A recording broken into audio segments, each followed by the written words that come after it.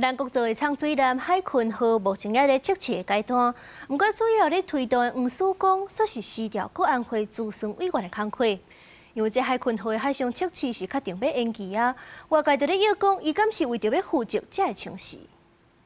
国造将舰海鲲号还阁伫咧测试的阶段，但是总统府证实，主要推动的人黄曙光请示国安会资深委员，10月7日生效。黄咨询委员因为家庭的因素向总统请辞国家安全会议咨询委员一职，总统几经未留，最后免予同意。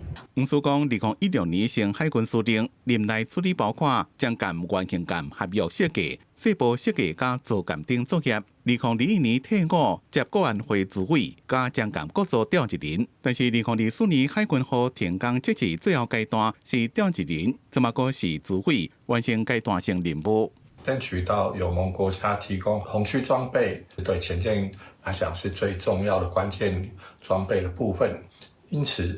黄曙光先生他已经完成阶段性的任务。因为这么海鲲号即个若完成3遍海上普航测试，困难度国家权的监航等测试也未开始，决定无法度伫9月完成海测。外界认为，黄曙光这个时阵时，敢若是要负政治责任。本来11月要交接的海鲲号，怎么可能会变？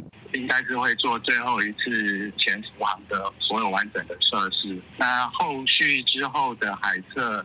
会由浅到深，那安全把它顺利的完成最重要。如果真的有超过11月，我想合约上面都有相关的规定。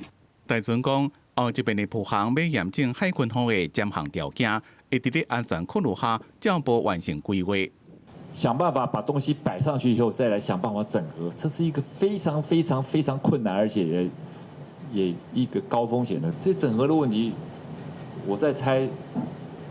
大概一直在困扰着这个专案。将舰体系出身的前参谋总长李喜明认为，咱国这么拄到系统整合困难的问题，因故也是希望各组将舰会当顺利乘坐国军的防卫力量。